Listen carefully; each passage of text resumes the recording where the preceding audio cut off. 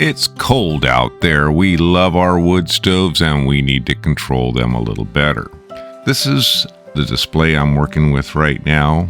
It's giving us a lot of information. Currently, we call this the ember zone. It's all embers. We don't need a lot of air. So we're controlling the wood stove with bursts of air, and we're getting good temperatures and consuming less fuel. I highly recommend using moving averages on your temperature. It just works better. On the right, we have our bar graph for the fan. This box is only looking at the stove temperature, keeping track of the time, and controlling the fans, both the combustion air and the convection air. Let me read what's going on the screen. We've got a peak. We're coming down from a peak of 525 degrees Fahrenheit, and we're at 380 degrees. The air going in is about 15%, and our convection box is about 85%. In other words, the air going around the stove, heating air. We've got that. And the box, it says it's 92F. That's at the sensor, and we've 181 minutes since that peak. So we've been able to keep this stove warm and heating for 181 minutes in the ember zone. That's extending the tail of the fire.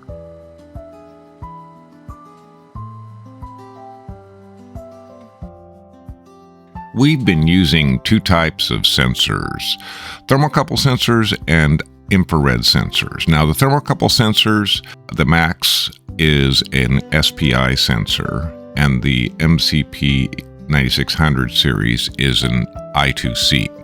The key that I found is you have to initialize this MCP 9600 before you initialize the display, otherwise you get nothing. The Max 6675 is a very noisy sensor, and that's one of the reasons we went to the moving average function. The moving average function makes good, clean data. And then there's the infrared non-contact, no wires. It works great. However, you have to focus the range of view onto the stove, but it is working great. So I have all three types working, all with moving averages. Let's talk about that. A little bit of code for you today. I set up my samples, about 20 readings over time, each loop. So it takes about 20 seconds of moving average, and then the code for accounting for the moving average.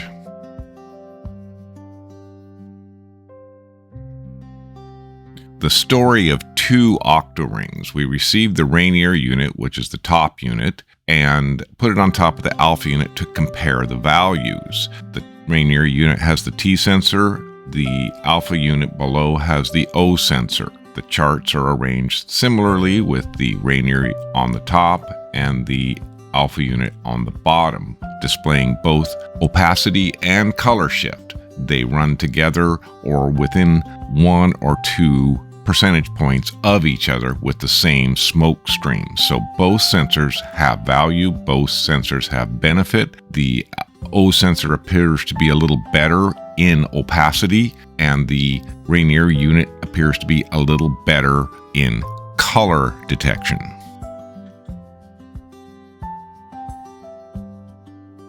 The settings for the day, we did not have the controller boxes listening to the octo-rings. They are just providing smoke measurements for the run of the day without any intervention.